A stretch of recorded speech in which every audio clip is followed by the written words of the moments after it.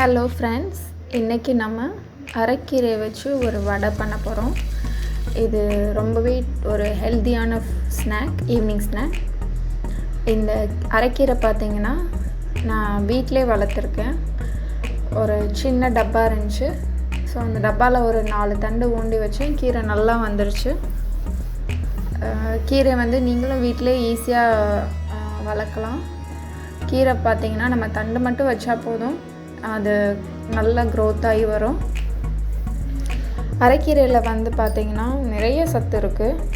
நம்ம எந்த அளவுக்கு இயற்கையான உணவை சாப்பிட்றோமோ அந்தளவுக்கு நமக்கு எந்த ஒரு நோயும் ஈஸியாக தாக்காமல் இருக்கும்.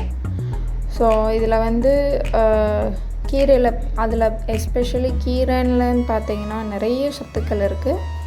அரைக்கீரையில் பார்த்திங்கன்னா கால்சியம், விட்டமின், அயன், அப்புறம் பாஸ்பரஸ், இந்த மாதிரி நிறைய சத்து அதில் அடங்கியிருக்கு.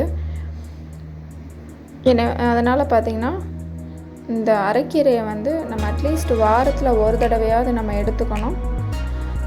அப்படி எடுத்துகிட்டே வந்தோன்னா நம்ம உடம்புக்கு ரொம்ப நல்லது. அரைக்கீரையில் பார்த்திங்கன்னா நோய் எதிர்ப்பு சக்தியும் அதிகமாக இருக்குது. நமக்கு ஏதாச்சும் வயிற்றில் புண்ணு இருந்தால் கூட நம்ம அரைக்கீரை சாப்பிட்டு வந்தோன்னா அந்த புண்ணு சீக்கிரம் சரியாயிடும். இப்போ கீரையை நான் கொஞ்சம் ஒன்று ஒன்றா கட் பண்ணி எடுத்துகிட்ருக்கேன். ஸோ அரைக்கீரை கண்டிப்பாக உங்களோட ஃபுட்டில் வாரத்தில் ஒரு தடவையாவது நீங்கள் எடுத்துக்கோங்க.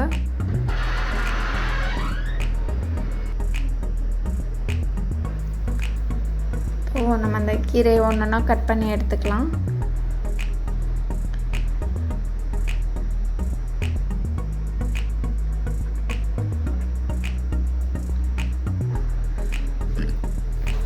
நார்மலாக கீரை பார்த்திங்கன்னா இந்த அரைக்கீரை நீங்கள் கடைஞ்சும் சாப்பாடில் போட்டு சாப்பிட்லாம். அப்படி இல்லாட்டி பொரியல் பண்ணி சாப்பிட்லாம். அப்படி இல்லைன்னா நீங்கள் சாம்பார் இல்லாட்டி பருப்பு ஏதாவது வைக்கிறீங்கன்னா அதில் கருவேப்பிலைக்கு பதிலாக இந்த கீரையை தாளித்து போட்டு சாப்பிட்டிங்கன்னா இன்னுமே டேஸ்ட்டாக இருக்கும். எனக்கு பார்த்திங்கன்னா இப்போ இவ்வளோ கீரை கிடச்சிருக்கு.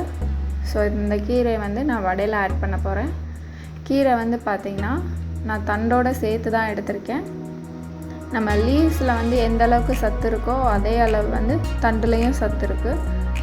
ஸோ சில கீரைகளில் நம்ம தண்டையும் சேர்த்தே சாப்பிட்லாம். அரைக்கீரையில் நம்ம தண்டு சேர்த்தே சாப்பிட்லாம். வடையில் நான் தண்டோடு சேர்த்து தான் போடுறேன். இப்போ கீரை க்ளீன் பண்ணிவிட்டு சின்ன சின்னதாக கட் பண்ணிக்கலாம்.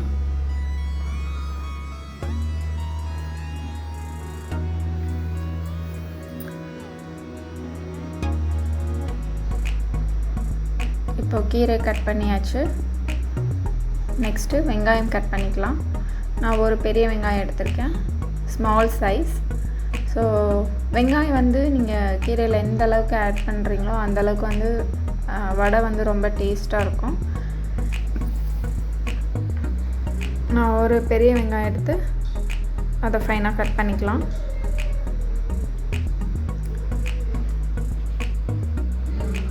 வடைக்கு பார்த்திங்கன்னா நான் கடலை மாவும் பச்சை பட்டாணியும் கொஞ்சம் எடுத்திருக்கேன். இது ரெண்டுலேயுமே ஹை ப்ரோட்டீன் இருக்குது. நான் எப்போவுமே பருப்பு வடையில் கொஞ்சம் பட்டாணி சேர்த்து போட்டு தான் அரைப்பேன். ஸோ அதை நம்ம நல்லா ஒரு 4 மணி நேரம் ஊற வச்சுட்டு கொரப்பாக அரைச்சி எடுத்துக்கலாம். நான் ஆல்ரெடி பருப்பு வடை வீடியோவில் எப்படி எந்த அளவு குவான்டிட்டி எடுப்பேன் நான் அதில் மென்ஷன் பண்ணியிருக்கேன். நான் லிங்க் அட்டாச் பண்ணுறேன், அதில் பார்த்துக்கோங்க. இப்போது வெங்காயம் ஆட் பண்ணிக்கலாம். நெக்ஸ்ட்டு கீரை ஆட் பண்ணிக்கலாம். தேவைப்பட்டால் நீங்கள் கருவேப்பிலை, மல்லி கூட நீங்கள் ஆட் பண்ணிக்கலாம்.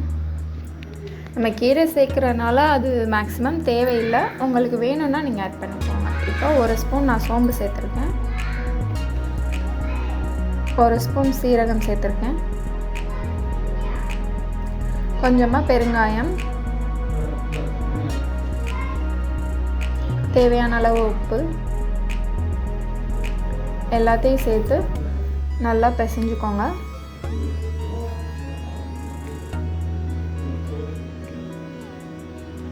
நல்லா மிக்ஸ் பண்ணிக்கோங்க. உங்களுக்கு இதை விட இன்னும் கொஞ்சம் அதிகமாக கீரை ஆட் பண்ணணுன்னா நீங்கள் ஆட் பண்ணிக்கலாம். ஸோ இப்போ நல்லா மாவு வந்து வடை பதத்துக்கு வந்துடுச்சு. இப்போது நம்ம வடையை போட்டு எடுத்துடலாம். வடையை தட்டி ஆயில் சூடானதும் அதில் போட்டு எடுத்துடலாம். உங்களுக்கு ரவுண்ட் ஷேப்பில் வேணும்னா நீங்கள் ரவுண்ட் ஷேப்பில் போட்டு எடுத்துக்கோங்க. இல்லை தட்டி போடணுன்னா தட்டி போட்டு எடுத்துக்கலாம்.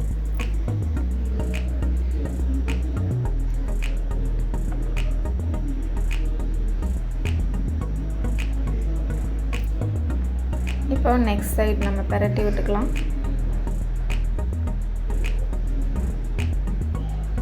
வடை நல்லா வேகட்டும். கீரை பிடிக்காதவங்க கூட இந்த மாதிரி நீங்கள் கொடுத்தீங்கன்னா நல்லா சாப்பிடுவாங்க.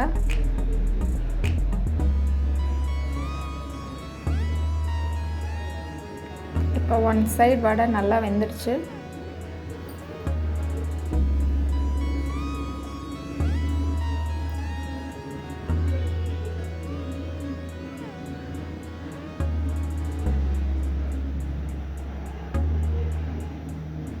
இப்போ பார்த்தீங்கன்னா 2 பக்கமும் வடை நல்லா வெந்துடுச்சு. இந்த மாதிரி நல்லா கிறிஸ்பியாக வந்தோடனே நம்ம எடுத்துடலாம்.